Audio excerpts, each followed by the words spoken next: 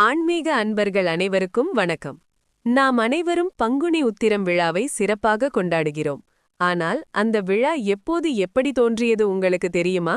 இதோ நான் கூறுகின்றேன். மறக்காம வீடியோவை முழுமையாக பார்த்து பயன்பெறுங்கள். பங்குனி மாதம் உத்திர நட்சத்திரம் வரும் நாள் பங்குனி உத்திரமாக கொண்டாடப்படுகிறது. இம்மாதத்தில்தான் அசுரர்களின் கொட்டத்தை அடக்க முருகப்பெருமான் தன் தாய் தந்தையரை வணங்கி பயணத்தை ஆரம்பித்தார். குதிரைகள் பூட்டிய தேரில் முருகப்பெருமானுக்கு வாயு பகவான் சாரதியாக இருக்க முருகனின் படைகள் அணிவகுத்து சென்றன. அப்போது வழியில் ஒரு சிறிய மலை முருகனின் படைகளை வழிமறிக்கும் விதமாக பெரிதாக வளர ஆரம்பித்தது. காரணம் அறியாது அனைவரும் திகைத்து நிற்க அங்கிருந்த நாரதர் அம்மலையை பற்றி சொல்லத் தொடங்கினார். இந்த மலை கிரௌஞ்சன் என்னும் அசுரனாக இருந்து எல்லோருக்கும் தீமைகளை புரிந்த தீய சக்தியாகும். அகத்திய முனிவரின் சாபத்தால் அசையாமல் மலையாகி நின்றாலும் இருந்த இடத்திலிருந்து கொண்டே தன்னை கடந்து செல்பவர்களை ஏமாற்றி தொல்லை தந்து கொண்டிருக்கிறது என்றார். மேலும் இந்த மலைக்கு அருகிலுள்ள மாயாபுரி பட்டினம் என்னும் நகரில் சூரபத்மனின் தம்பியும் யானை முகம் கொண்டவனுமான தாரகாசுரன் ஆட்சி செய்து கொண்டு தேவர்களை மிகுந்த துன்பங்களுக்கு உள்ளாக்கி வருகின்றான் என்ற தகவலையும் சொன்னார்.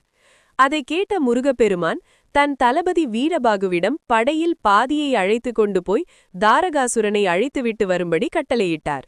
தலைவனின் கட்டளைப்படி வீரபாகுவின் தலைமையில் முருகனின் படைகள் மாயாபுரி பட்டினத்திற்குள் நுழைந்தன. இதை அறிந்த தாரகாசுரனும் பெரும் படையுடன் எதிர்த்து வந்தான். கடும் போர் நடந்தது. இரு பக்கத்திலும் வீரர்கள் இறந்து விழுந்தனர். போர்க்களத்தில் நின்று யுத்தம் செய்த தாரகாசுரன் முருகப்படையின் வீரரான வீரகேசரியை தன் கதாயுதத்தால் மார்பில் அடித்து சாய்த்தான். இதைக் கண்ட வீரபாகு வெகுண்டெழுந்து தாரகாசுரனை கடுமையாக தாக்கினான். இதனால் கோபம் கொண்ட தாரகாசுரன் திரிசூலத்தால் வீரபாகுவின் மார்பில் குத்தி சாய்த்தான். மூர்ச்சையாகி விழுந்த வீரபாகுவை தாரகாசுரன் எள்ளி நகையாட முருகனின் படைகள் நாலாபுறமும் சிதறியோடின. மயக்கம் கலைந்து எழுந்த வீரபாகு மீண்டும் மூர்க்கத்தனமாக தாக்கினான். எதிர் தாக்குதல் நடத்த முடியாமல் தாரகாசுரன் மாய வேலைகள் மூலம் எலியாக மாறி கிரௌஞ்ச மலைக்குள் சென்றான். முருகப்பெருமான் தன் வேலாயுதத்தை கையில் எடுத்து வீசி எறிந்தார்.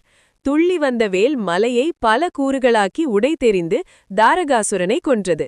அதன் பிறகு முருகப்பெருமான் தெய்வானையை மணந்தார். அன்ற நாளே பங்குனி உத்திரமாகும். கண்டிப்பா இந்த தகவல் உங்களுக்கு பிடித்திருக்கும் என்று நினைக்கிறேன். பிடித்திருந்தால் லைக், ஷேர், சப்ஸ்கிரைப் பண்ணுங்க.